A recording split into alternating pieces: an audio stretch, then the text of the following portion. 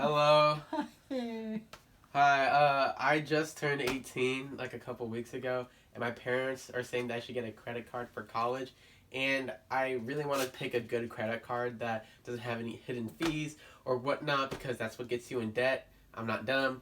I'm not a dumb 18-year-old like all those other kids. But anyways, I was wondering, I heard you guys had an Apple credit card. Can you tell me some more about that? Sure. Yeah. So it doesn't have any fees. Excuse me. This is slipping.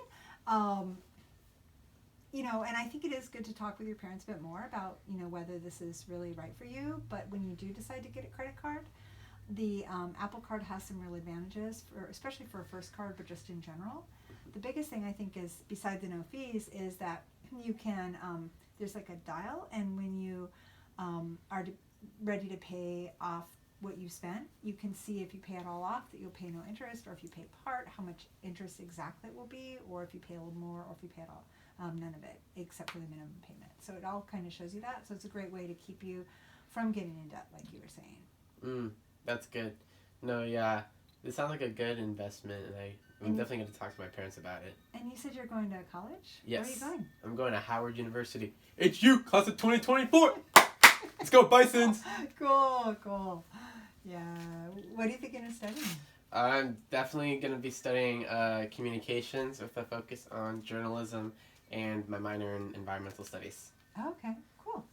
Yeah, and I think, a few other things that you might want to know about the Apple Card is that besides the no fees and it helping you sort of make better decisions, I don't know anything about, the likelihood of you being approved, but I can tell you that the approval process is pretty simple. That's good. And yeah, so you fill it out, and it won't, I don't know if you know about like checks on your credit report, but it won't actually cause a check, which is kind of a negative thing, until you see what you're being offered by Apple and you accept. So if you look at and you say, oh, the interest rate's too high, you can always say, I'm going to wait for a while, build credit another way. That's good.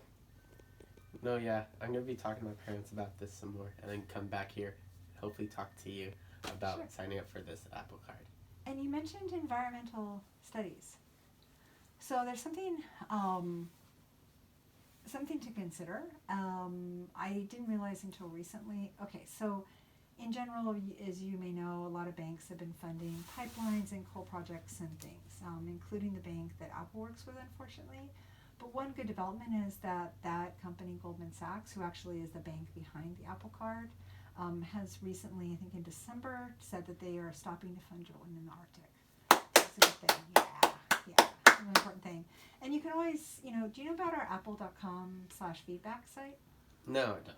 So it's a really easy to use site. You just go there, and when you have an idea for Apple, you share it. So for example, you could say, hey, I want to use my credit union, but I want to get an Apple Card. Can you make it so I can get my Apple Card with my credit union? So you can always adjust it like that there. It's a little bit harder to see right now. You have to go to the Apple Pay part of it, but under that there'll be Apple Card feedback. So. All right, cool. Thanks. Thank you. Yeah, you're welcome. Oh, yeah,